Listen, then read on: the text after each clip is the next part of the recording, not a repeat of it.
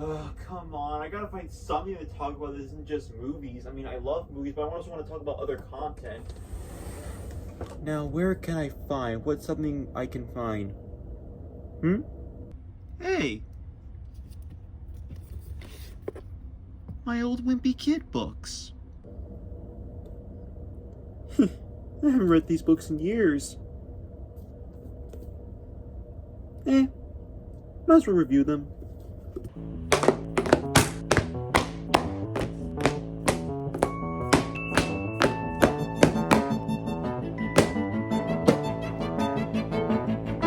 Hi there. Now, I know some of you are confused because you really only know me as the movie guy or the Sonic guy. But before I got into any of these, I was a Wimpy Kid guy.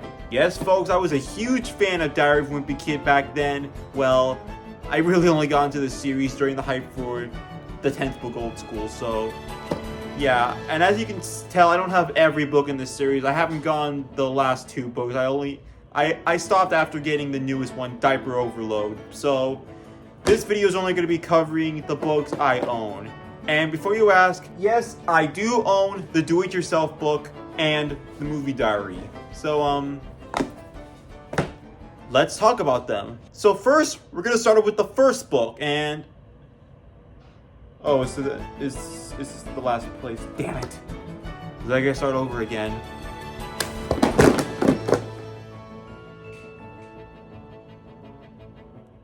So as you can see, we have around 19 books here, and we're going to start off with the one that started it all, Diary of a Wimpy Kid. Now, I really liked the first Wimpy Kid book. It's definitely not my favorite in the series, as there is flaws here, like the structure of the writing, but then again, the Wimpy Kid books don't really have a 3-act structure, and again, this is the first book, so clearly the writing here isn't going to be the best, but still, I really love this book, and I love the illustrations, because on paper, Jeff Kinney doesn't know how to draw on paper. I don't mean by literally. I mean like at first when you look at them, they look like bad drawings, but like they just have some sort of like charm to, like, look at this. This should look awful, but instead it looks charming. Like, it really does look charming to look at. So yeah, I really do like the first book in the series, and I give it a solid 7 out of 10. I think 7 out of 10 sounds good. Next up is Roderick Rules, which is generally considered to be the best in the entire series. I have to disagree. Like, I still like it, but compared to the rest of the series, I don't think Roderick Rules holds a candle quite. Like, I still think it's one of the best, but, like, it's not the best, as it still has the same kind of problems that the first book had, only I kind of do prefer the first book a bit. I think the first book is a bit more funnier than this one, but I still love this book. Roderick is easily the best character in the series, and I really wish he got more time than he does in the rest of the series. So, yeah, this and spoiler alert, Diaper Overlord are like the only books where he really has some sort of like relevance. Like everything else, he's just there, I guess. But yeah, I really love this book, and I give it a 7 out of 10. The same score I gave the first book. They're basically the same quality of book. Next up is The Last Straw. Now, it's not a bad book. It's okay, but it's definitely one of the more forgettable ones in the series. Like, it's about the same type of quality, but something about it just seems more forgettable than the last two books. I don't know what it is, but yeah, I don't know. Yeah, I do not think about this book when I think about Wimpy Kid books. I'm curious. Does anyone have this as their favorite Wimpy Kid book? I'm curious. Comment down if you think this is your favorite Wimpy Kid book. But from what I've heard, nobody thinks this is their favorite Wimpy Kid book. So yeah, definitely one of the most forgettable in the series, but still not bad. I give it a solid 6 out of 10. It's decent. Next up is book number 4, Dog Days. Now, I really love Dog Days. This is my favorite in the series so far. It's definitely a huge improvement from The Last Straw, and a bit of an improvement from the first book in Roderick Rules, just by a tiny bit. But yeah, I really do love this book. It's definitely the funniest book since the first book. But yeah, why am I saying but? But yeah, I really do think this book's really funny, and so far it's the best one in the series I've read so far. So yeah, I give it an 8 out of 10, best so far. Next up is book numero 5, The Ugly Truth. And I'm gonna say it, this is my favorite book in the series, period. Like, it's not the best so far, it's my favorite, period. And I don't know what it is, like, probably because this book has to do with puberty, which is something I have experienced myself, but yeah, I don't know, I found this book really relatable, and spoiler alert. But one thing I hate about the new books is that they don't feel relatable like the old books did. Like, to me, The Ugly Truth is like the pinnacle of the series, how relatable it was. So yeah, The Ugly Truth is my favorite of the series, and I give it a 10 out of 10. So, yeah, this is where the series peaks. Not a good sign. Next up is Cabin Fever. Now, this used to be my favorite book of the series, and while it's not anymore, it still holds a special place in my heart because this was the first Wimpy Kid book I ever read, and is what made me discover the series. I still remember that one day in elementary school, I was just running around the apparatus, and then I discovered someone left this book here called Cabin Fever, Diary of a Wimpy Kid. I know I say it backwards, but yeah. I read it, and I was just so floored by it. It was so amazing that I decided to get into the series. So, yeah, because of this, Cabin Fever holds a special place in my heart. And like Rocket Rules, is considered the best in this series, and while I don't agree, I still prefer Ugly Truth as a book. Personally, this one's like holds a special place in my heart, and yeah, it's easily my second favorite of the series. So yeah, I give it a 9 out of 10. Love it. Next up is The Third Wheel, which is considered to be the low point of the series, or at least the beginning of the downfall. And I don't agree. Like, I do think this is one of the more forgettable ones in the series, but I honestly prefer this over The Last Straw, because The Last Straw, The Last Straw is okay. So, like, just like The Last Straw, this one's okay, but I just feel like this was funnier than The Last Straw. I mean, for example, like, look at this. Just this alone, this drawing alone of Greg in the womb, this already outdoes everything that happened in The Last Straw for me, personally. So, yeah, definitely one of the more forgettable ones, but I do find this one more funnier than The Last Straw, which already puts this above The Last Straw. So I give it a, still a 6 out of 10, but if given the chance, I would give it a 6.5. Like, definitely forgettable, but I enjoyed it more than The Last Straw. Next up is Book 8, Hard Luck. Now, I'm not gonna lie, I actually kind of like this book, actually. I know it's considered one among the weakest ones by fans, at least from what I've seen, but I don't know, I really like this one. This is definitely the book where you feel bad for Greg the most. Like, his luck is just terrible in this one, hence the name Hard Luck. And I know it's really usually hard to sympathize with Greg because he's just an awful person, but this book really succeeds at making you feel sorry for Greg, because at this point he's lost everything by this point in the book. Like, he's lost his best friend, and he's now friends with Fregley. Who would want to be friends with that guy? But yeah, I really like this one. Definitely not among the best, but I really like it. I give it a 7 out of 10. Really good. Now we get to The Long Haul. Now, this is the first of the road trip trilogy of books, which includes this, The Getaway, and The Deep End. Now, I will admit, this is the best of those 3 books, but I still don't really like it that much. It's definitely, to me, the weakest one in the series. Like, I don't know, there's something about it that just, to me, this is the point when the series started to jump the shark a bit. Like, not to the point of just absurdity, but yeah, definitely lost in its relatability, kind of. Like, this book is still relatable, but definitely not as relatable as the last few books. And like I said, this is definitely like the first book where it kind of jumps the shark, but I still don't think it's a bad book. It's an alright book. I give it like a, still a 6 out of 10, but definitely the lower scale of 6. Like, more closer to a 5 than a 7, if I'm being honest. But yeah, I think it was fine, I guess, but definitely the weakest of the series so far. Next up is Old School. Now, like Cabin Fever, this book holds a special place in my heart because this was the first Wimpy Kid book I got on release day. So yeah, and thankfully it holds up. I really do like this book. I like the idea of the Heffley family going back to normal ways, just the town going technology free for the weekend. And yeah, I don't know, I just really like the concept of this book, and it has really good execution in my opinion. Definitely not the best book in the series, but yeah, I still really enjoy it. I really did like this one a lot, and I give it a 8 out of 10. Definitely among the best in the series. Now we get to, oh boy, Double Down. For a long time, I considered this my least favorite book in the series, and on reread, it's not the worst in the series. Like, I was over-exaggerating, but I still don't think it's a good book.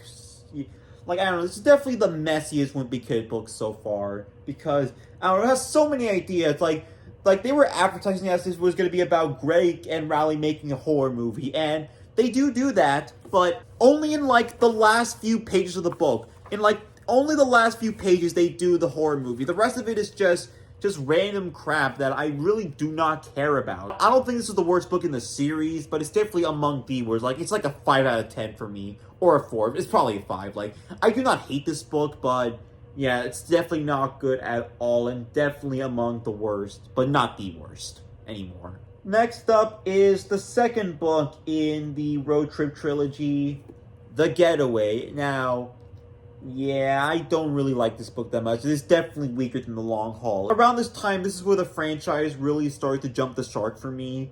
Like, seriously, they started adding some stuff that nobody would find relatable, like, ever. Like, let me show you something. There's a monkey getting beer.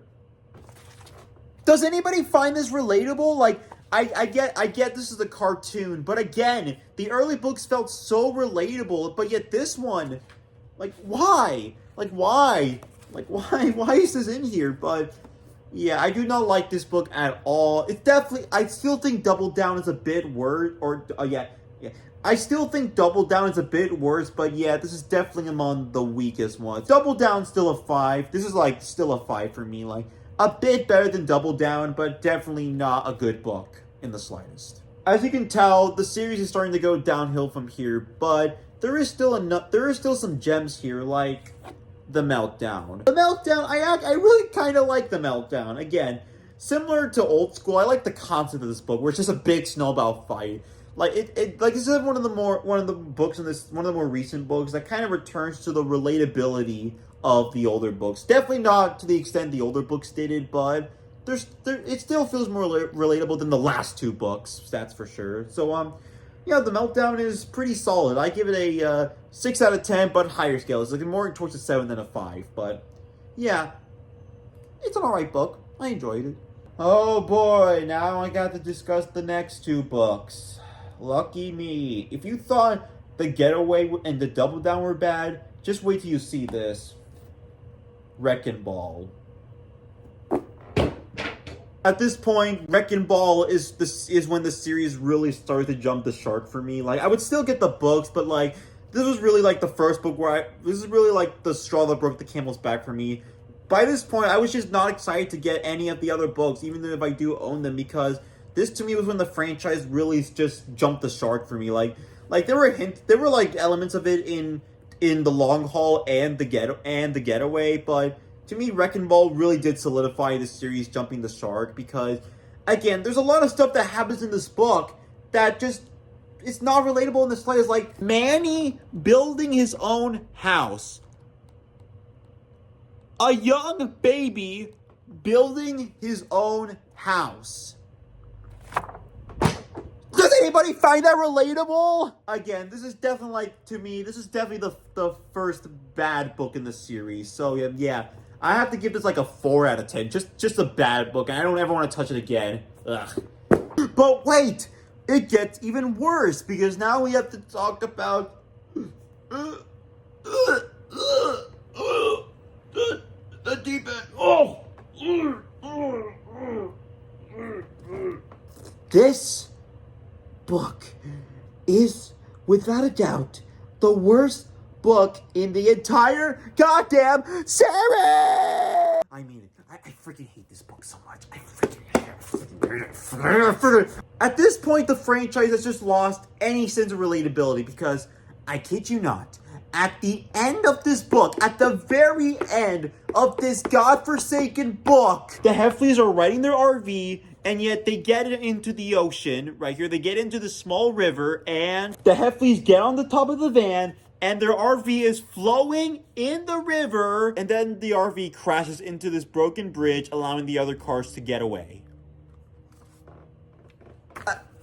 I'm curious, does anybody find this shit relatable? Does anybody find this kind of crap relatable? Say, remember when this series was about a middle schooler going through the struggles of middle school and chronicling it in his diary? Remember that? I remember. I don't think Jeff Kinney does. So yeah, if I didn't make it obvious enough, The Deep End is the worst book in the entire series. It gets a 2 out of 10. I don't want to touch it again. Ugh! Now we move on to book number 16. Oh god. Big Shot. Now, actually, I kind this book. Definitely not really that good, but compared to the last few books, I would rather read this than those previous ones, because again, I really like the concept of Greg trying to do sports. I really do like it. Plus, I really like the cover. Again, if there's one thing about I will always praise about these books, is the covers. The covers look really good, and this is definitely among my favorites for me. So, yeah, I really like this book, and I really like the ending too, where in one of the rare times in the entire series, Greg actually succeeds and actually wins the game for the team. And in the end, they all celebrate by getting some ice cream, which I found pretty damn sweet. I loved it. It was cute. So yeah, Big Shot is really good. Not that good, but still really good. I'd give it a decent 7 out of 10. I'll definitely read this over those last two books, that's for sure. And finally, in terms of the main series, we got book 17, Diaper Overload. And yeah, it's okay, I guess. Again, this is kind of a letdown for me because this is the first book since Roderick Rules where Roderick is actually important to the story. So I was pretty excited for this, but it turned out just okay. Like, not good, but I'll definitely take this over Wrecking Ball and frickin' The Deep End. So yeah, it's okay, I guess. Give it a 6 out of 10, but kind of disappointing. And to that, that's all the mainline books I have. All we have left is talk about the other ones. So, yeah. The Do-It-Yourself book, it's explained in the title. Just make your own Wimpy Kid book and just be Greg Heffley, I guess. So, yeah, not really much to say here. I'm not showing you because it's kind of embarrassing. But, fine, I'll just show you one thing. I'll show you one thing that I did in the freaking Do-It-Yourself book. I did a little Zooey Mama comic in the Do-It-Yourself book. Here's what it says. Hey, can I please have some of your lunch? And then she says, this is not my lunch. This is my makeup. Zooey Mama. Yeah, doesn't make any freaking sense, but yeah, that's the Do-It-Yourself book pretty much. And then finally, we got the movie diary. Now, I own the version that chronicles the first movie and a little bit of the Roderick Rules one. I don't own the one with Dog Days or freaking the Long Haul movie. Thank God I don't own that one, but yeah. What can I say? It's just chronicle. It's just nice to go behind the scenes of these movies. So, yeah, that's all. I did it. I got through every Wimpy Kid book, at least for the ones I have until I get the next two books. Oh, God. So, yeah, these are all the Wimpy Kid books I own. And, yeah, I gotta say, it was pretty interesting going back to reading these books after all these years. Again, I gave up. I started to give up on this series around the time the freaking Deep End released, but I gotta say, it was a pretty enjoyable experience going through all these books again. The reason why I made this entire video in the first was because, or the main reason why I even got back into the franchise was because this year we're getting the 20th book. Yes, this year Wimpy Kid number 20 is coming out, and it's called Party Pooper. And I gotta admit, I really do like the cover. It's probably one of my top 3 favorite covers in the series. I like the little birthday cake touches in there, and I love the artwork too of Greg just unhappily eating his cake while Manny's just eating the rest of it. That little bastard, but. Yeah, I really like the cover, and I'm pretty excited to check it out. So, yeah. Those are all the Wimpy Kid books I have right now. And I'll probably make a separate video of when I get No Brainer and Hot Mess. But for now, these are all of them pretty much. Now, if you excuse me, I'm going to go reread The Ugly Truth. Again, it's my favorite book in the series after all. And the rest of these books, you can just go to hell.